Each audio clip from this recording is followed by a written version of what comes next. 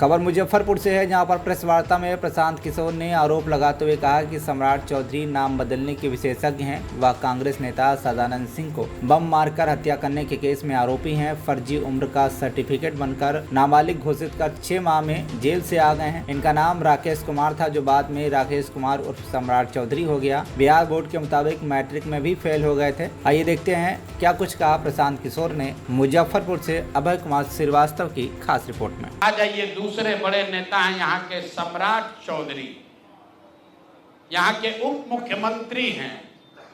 भाई साहब नाम बदलने के विशेषज्ञ हैं। कई लोग, पिछली बार हमने आपको बताया था और लोग जानते भी हैं कि इनका नाम था राकेश कुमार, बाद में हुआ राकेश कुमार उर्फ सम्राट चौधरी। ये पूरी सच्चाई नहीं है। इनका ओरिजिनल नाम है सम्राट कुमार मौर्य।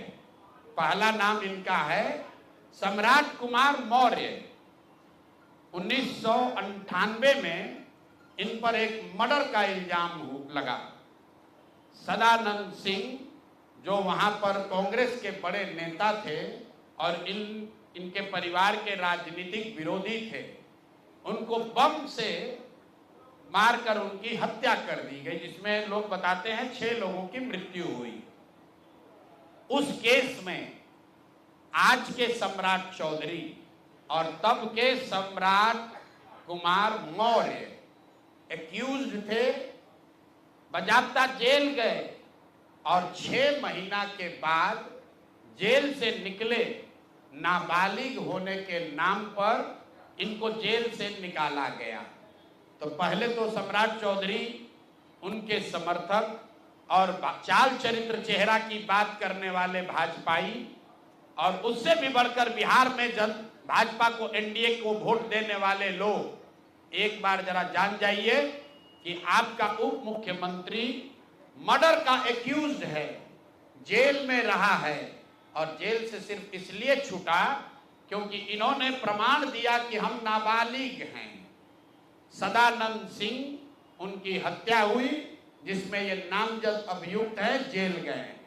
अब दूसरी बात सुनिए, जब ये भाई साहब मंत्री बने, बिना विधानसभा विधान परिषद के सदस्य हुए, इनको मंत्री बनाया गया। तो जब मंत्री बने तो इन पर कम उम्र होने का एक केस हुआ, जिसकी वजह से इनको बर्खास्त किया गया।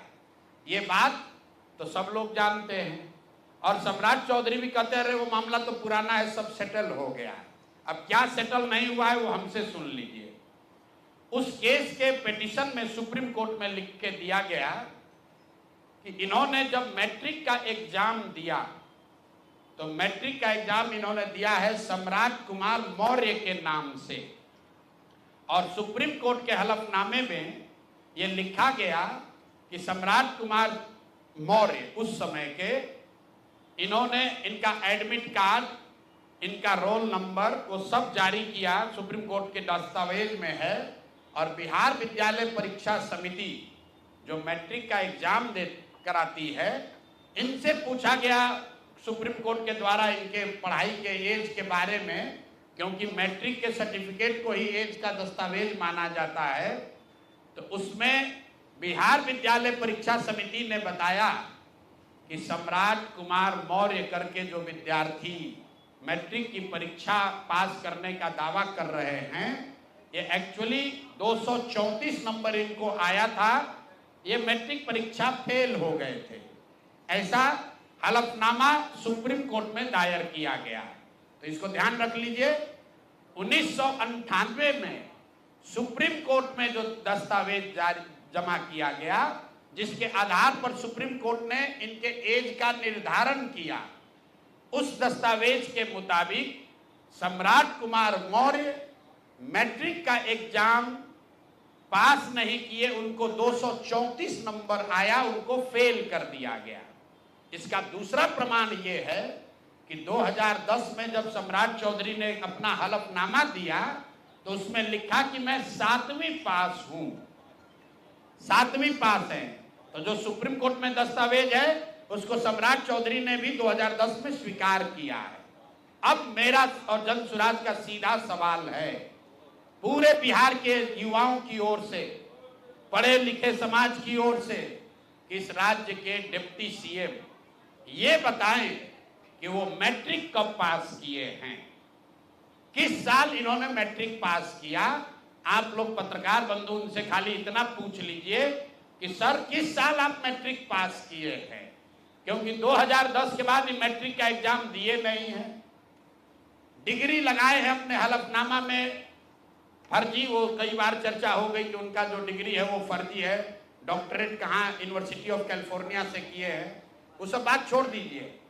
सीधा सवाल, सम्राट कुमार मौर्य जो जिन पर मर्डर का इल्जाम लगा, नाम बदलकर राकेश कुमार किया, वो राकेश कुमार जब अपने सुप्रीम कोर्ट के हलफनामे में कह रहे हैं, बिहार विद्यालय परीक्षा समिति ने कहा कि ये मैट्रिक का परीक्षा फेल कर गए हैं, इन्होंने खुद स्वीकार किया 2010 में कि 7वीं क्लास ये पास हैं, तो फिर ये मैट्रिक का परीक्षा कब पास किए हैं, यही सीधा सवाल है।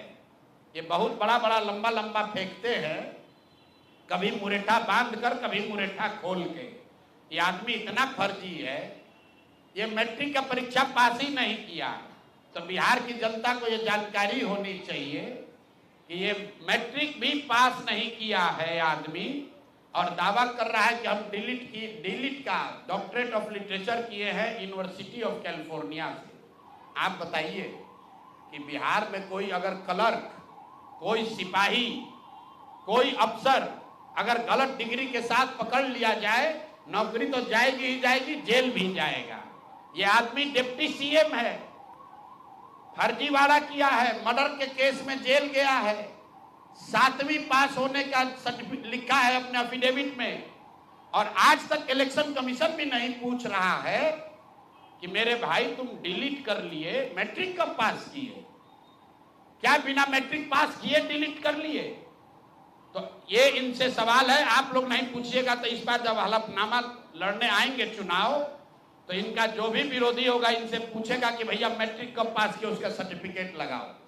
अपने चुनावी हलफनामा में भाई साहब 10वां 12वीं का बात नहीं करते हैं, सीधे बात किया कि हम ग्रेजुएशन किए हैं कामराज यूनिवर्सिटी से, जो है ही नहीं। उसके बाद कह दिया डॉक्टरेट ऑफ लिटरेचर कर लिए यूनिवर्सिटी ऑफ कैलिफोर्निया से। तो ये है हम लोग के नाम बदलू नेता सम्राट कुमार मौर्य उर्फ राकेश कुमार उर्फ सम्राट कुमार चौधरी उर्फ 7वीं फेल उर्फ यूनिवर्सिटी ऑफ कैलिफोर्निया से डॉक्टरेट ऑफ लिटरेचर करने वाले बिहार के उप मुख्यमंत्री, भाजपा के बड़े नेता। इनका देखिए चाल चरित्र और चेहरा, मर्डर के इल्जाम में जेल काट कर आया है। तो मेरे भाई भाजपा के जितने वोटर हो, आप राजद को कहते हो जंगल राज की बात, राजद वाले जंगल राज के लिए दोषी हैं, उसके लिए जनता ने उनको सत्ता से हटा दिया, लालू जी को जेल जाना पड़ा। और ये सब जो मैं रोज कहता हूं, कंबल उड़कर घी पीने वाले लोग, पहले राजद में था तो वहां पर भी गुंडागर्दी किया, और अब भाजपा में आकर यहां भी लूट मार कर रहा है, पूरे राज्य का स्थिति बर्बाद कर रहा है।